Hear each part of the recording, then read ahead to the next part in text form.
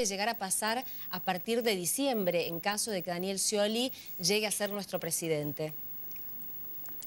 La adecuación del valor del dólar con Daniel Scioli presidente va a ser gradual. Y esto es sencillo de explicar. Digo, quienes proponen levantar los controles de capitales de una, lo que no dicen es a qué precio. Es decir, obviamente, cuando un Banco Central tiene pocas reservas, como en el caso del Banco Central de la República Argentina, si uno quiere levantar los controles de un día para otro y permitir que cualquiera pueda comprar dólares, con bajas reservas para intervenir, en el Banco Central el dólar buscaría un valor sumamente alto.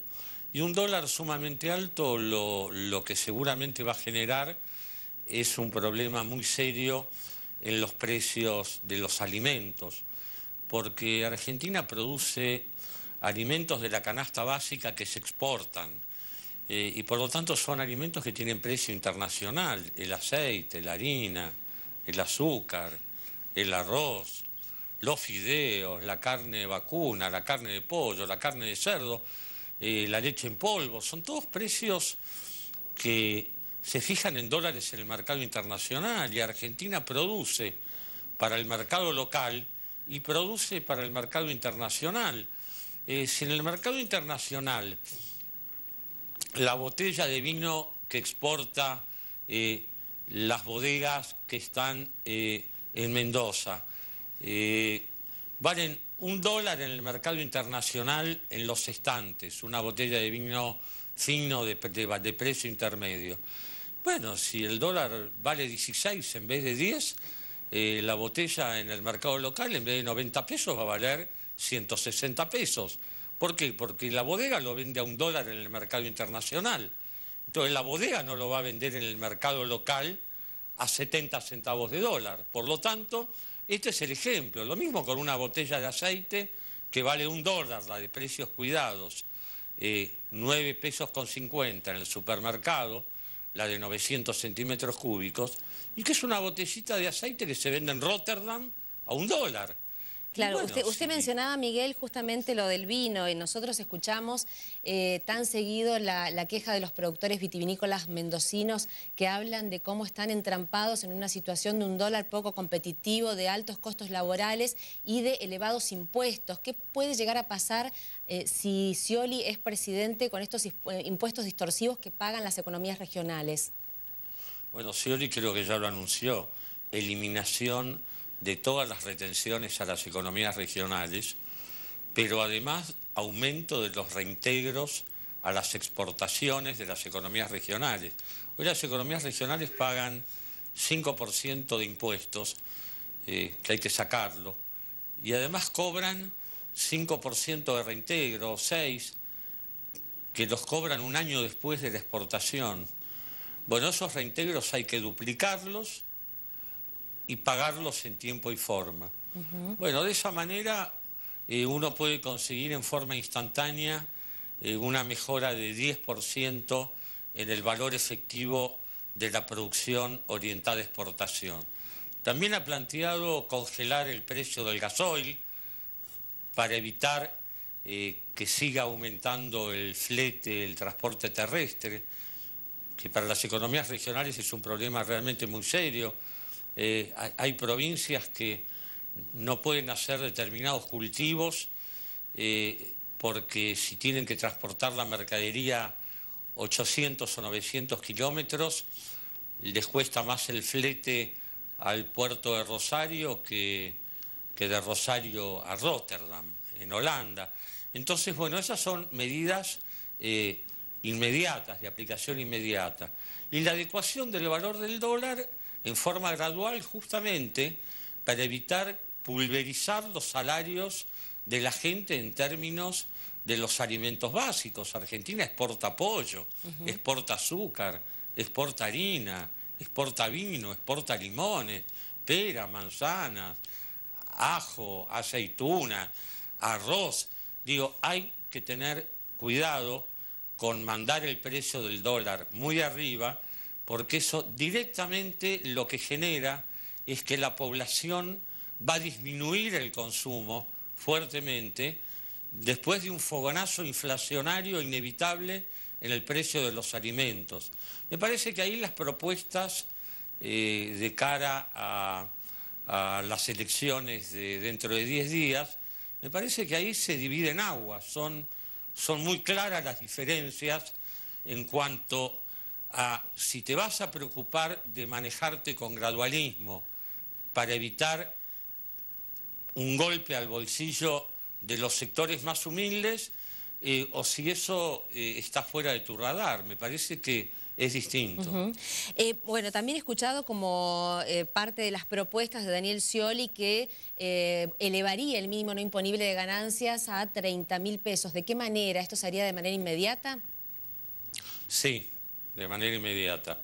A 30.000 pesos de remuneración neta, claro, el mínimo no imponible. Sí, son medidas de aplicación inmediata, tanto las retenciones como el aumento del mínimo no imponible de ganancias, como el 82% móvil de la jubilación mínima en relación al salario mínimo vital, son medidas de aplicación inmediata, junto con, obviamente, la eliminación de las retenciones, el aumento de los reintegros, el congelamiento al precio del gasoil para frenar cualquier traslado a los precios de los fletes. Bueno, esas son las medidas son las que principales, marcan, claro, medidas que hemos escuchado, Miguel, pero usted sabe, bueno... Sí, pero que además lo que marca... discúlpame por el retorno, Sí, le iba a preguntar, digo, todas estas medidas implican también un menor ingreso de dinero al Estado. Cuando hay un alto gasto público, ¿esto de qué manera se va a hacer, digamos? ¿De dónde va a salir la plata para pagar lo que hay que pagar? Acá de vuelta se dividen aguas. Hay quienes proponen que para todas estas modificaciones, todas estas reformas que insumen 50.000 millones de pesos, pegarle un ajuste al gasto público. De vuelta, no es lo que hay que hacer. Esto se financia con el crecimiento. Si la sociedad argentina responde, si los empresarios responden, si se concreta la repatriación de capitales de argentinos que hay en el exterior, con incentivos adecuados, la economía va a arrancar.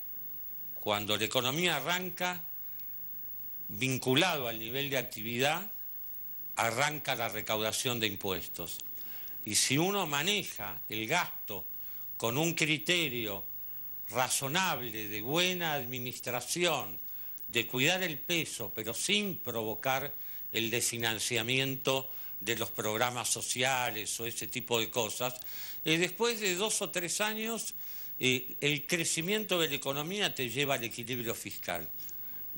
Mire, acá hay un ejemplo muy clarito que por ahí la gente no lo tiene por qué conocer. A fines de los 80, con el presidente Bush padre en los Estados Unidos, el déficit fiscal de ese país era parecido al que tiene hoy la Argentina, 4,5 puntos del producto. 8 años después, al final de la presidencia del presidente Clinton, Estados Unidos había conseguido 2 puntos de superávit fiscal.